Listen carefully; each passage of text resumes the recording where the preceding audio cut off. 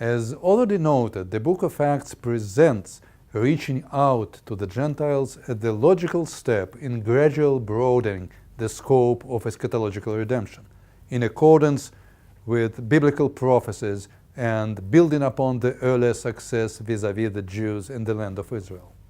We also saw that the narrative takes care to retain the position of the Jews within the movement as the central pillar of the Messianic community.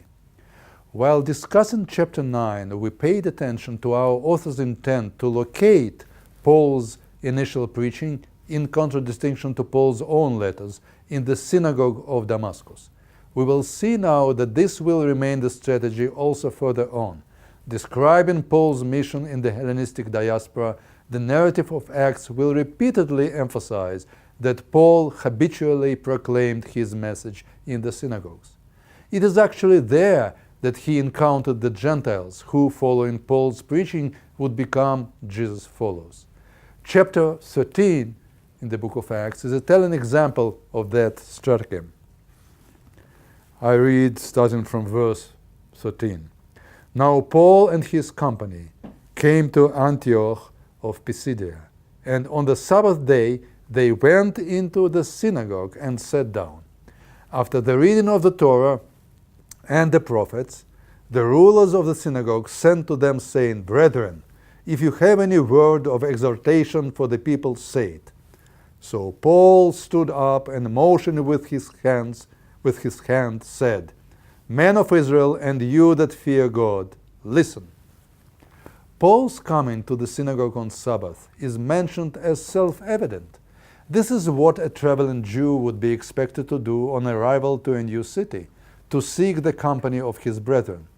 And of course, Antioch, now in Turkey, had a large Jewish population.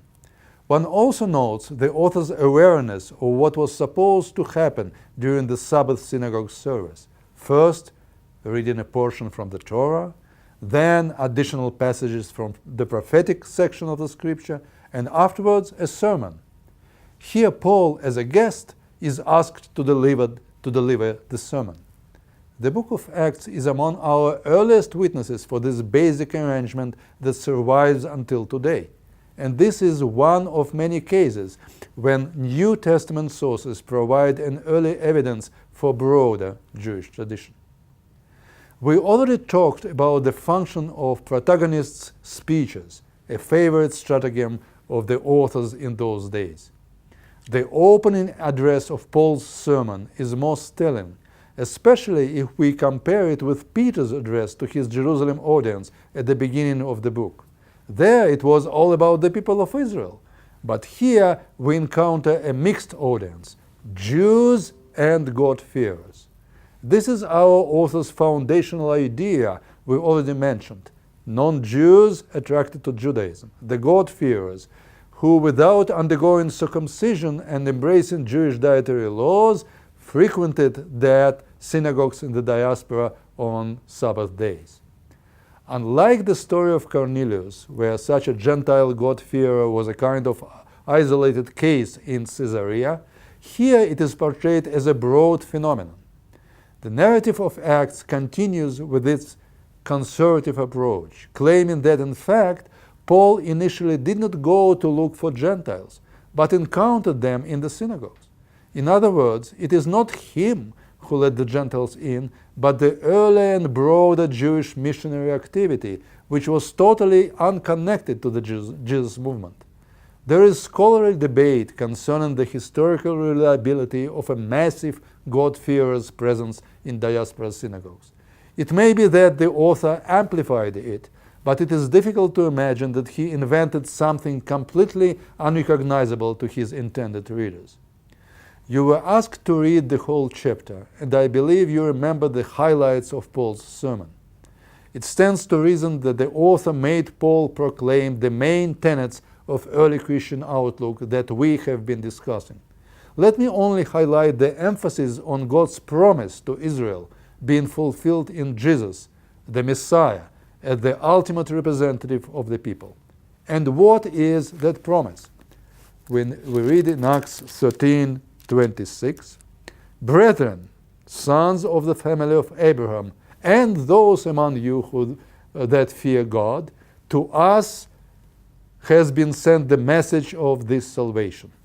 For those who live in Jerusalem and their rulers, because they did not recognize him nor understand the utterances of the prophets, which are read every Sabbath, fulfill this by condemning him.